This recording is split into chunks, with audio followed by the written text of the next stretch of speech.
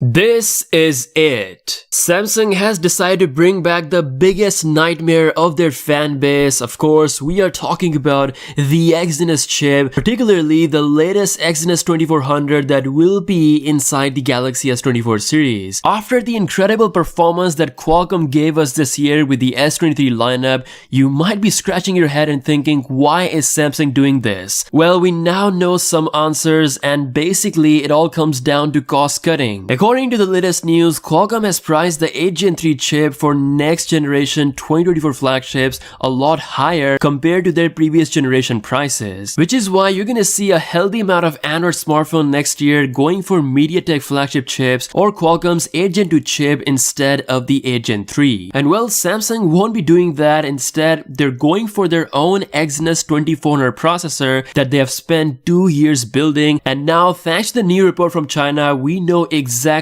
what kind of specs this chip will have. The Exynos 2400 is going to be a 10-core CPU chip with a potential 12-core GPU that's set to be 2 times faster than the Exynos 2200. It's going to be built on Samsung's 4nm process that's set to be improved. We don't know if it's as good as the 4nm TSMC process that will be utilized on the 8 Gen 3. Only time will tell, but what we do know is that it's also using one Cortex X4 CPU core similar to the 8 Gen 3 but clocked a bit lower at 3.1 GHz. I hope there will be some kind of boost clock speed. The camera ISP will be as strong as the 8 Gen 3, supporting 320 megapixel camera sensors and up to 8K 60fps videos. Now, like the 8 Gen 3, Exynos 2400 will be fully ready for satellite connectivity. The latest Exynos 5300 modem that was unveiled earlier this year will be supporting two-way communication with satellites. As for the GPU, Samsung will be utilizing the latest Xclipse 920 GPU, which is again said to be 2 times faster than the previous generation. Hopefully, it should be able to match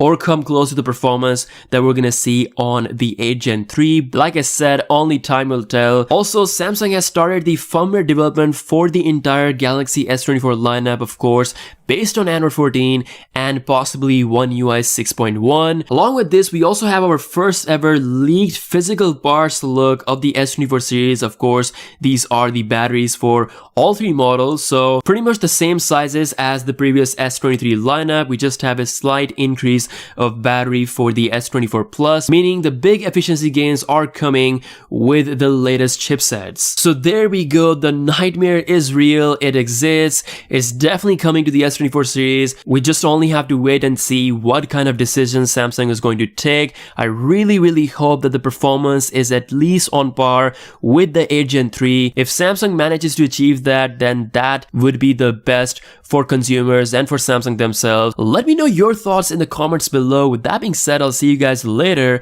Peace out.